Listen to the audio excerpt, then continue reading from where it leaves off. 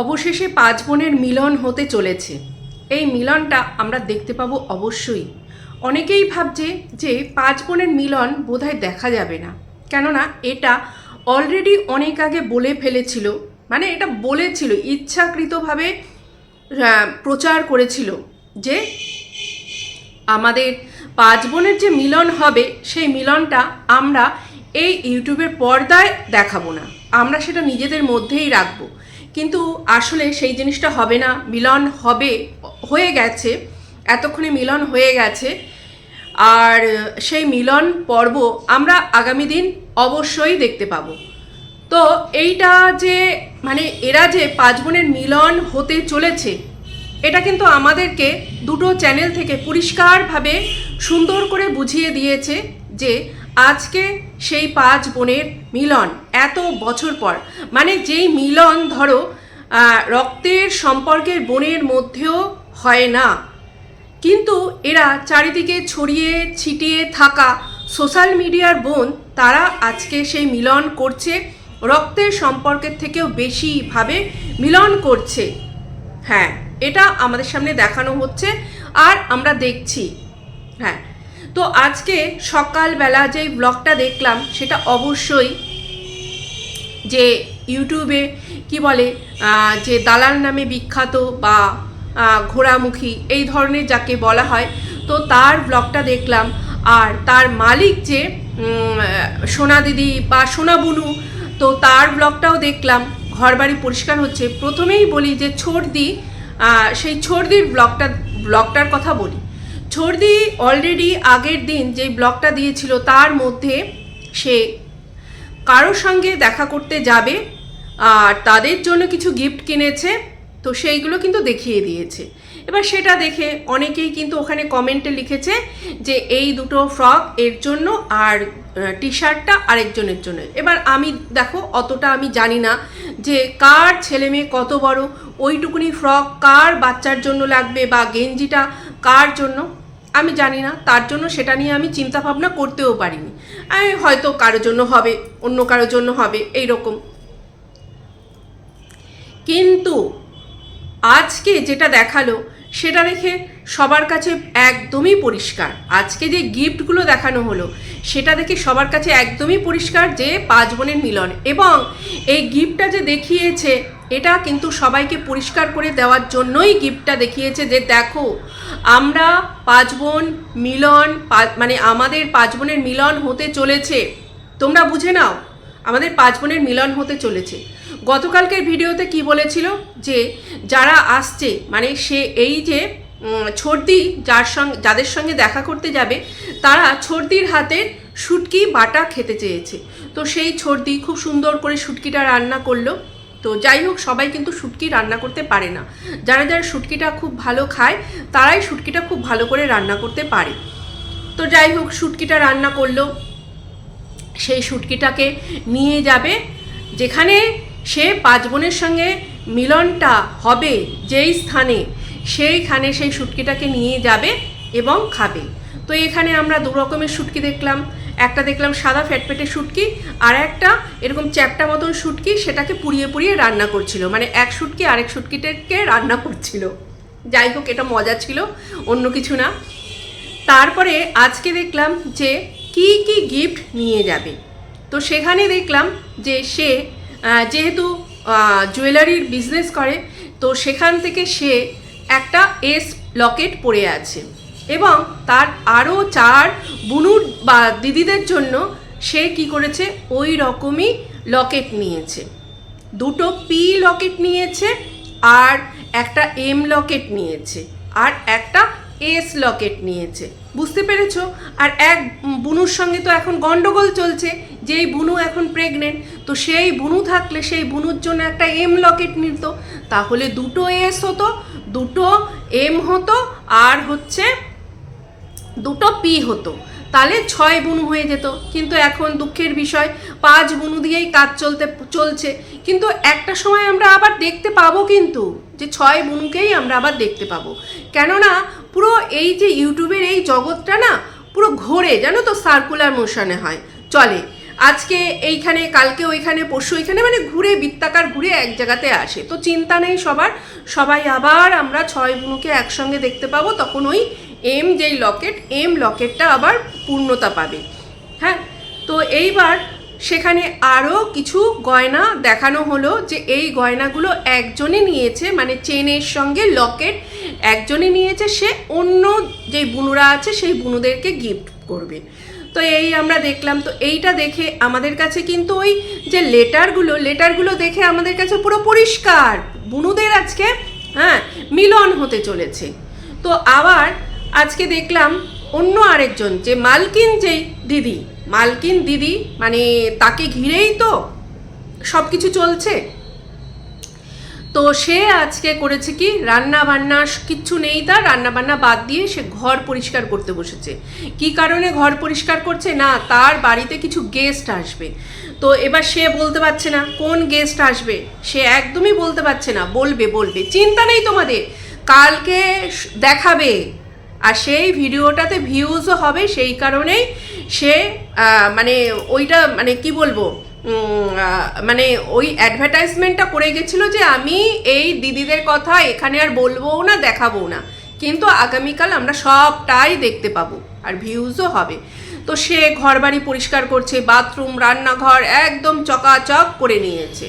কেননা বাড়িতে লোক আসলে আমরা জানি সবাই আমরা ঘর দোর এসব পরিষ্কার করি, আর এই ক্ষেত্রে যে বিশিষ্ট মানে কি বলবো গেস্ট আসতে চলেছে, তার জন্য তো আরও ভালো করে পরিষ্কার পরিচ্ছন্ন করতে হবে। কেননা এই বিশিষ্ট গেস্টরা খুব মানে কি বলবো দামি দামি গিফট পাঠায়, এদের খুশি তো করতেই হবে। না হলে এরা যদি ঘরে এসে নোংরা দেখে আবার গিয়ে তো এরা নিন্দা চর্চা করতেই পারে, তাই না? কেননা এদের নিন্দা চর্চা করার কি বলবো অভ্যেস আছে।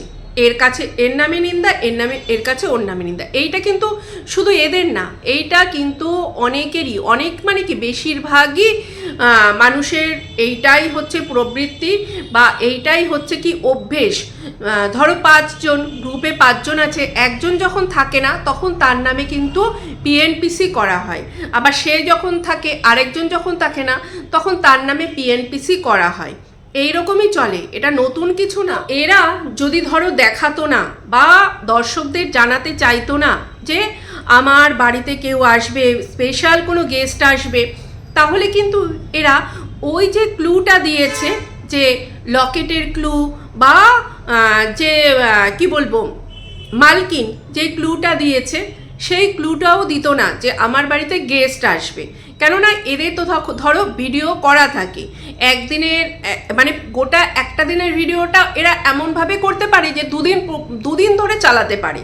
তোমরা বুঝতেই পারবে না যে এইটা কবের ভিডিও বা ওটা কবের ভিডিও। হতে পারে একই দিনের ভিডিও, কিন্তু এরা এমনভাবে করবে, এমনভাবে দর্শকদের সামনে প্রেজেন্ট করবে, বুঝতেই পারবে না। দেখো কি এই যে মিট আপটা হয়তো আগেই হয়ে গেছে, কিন্তু সে এখন দেখাচ্ছে। এটা হতেই পারে যে আগে মিট আপ হয়ে গেছে, এখন দেখাচ্ছে।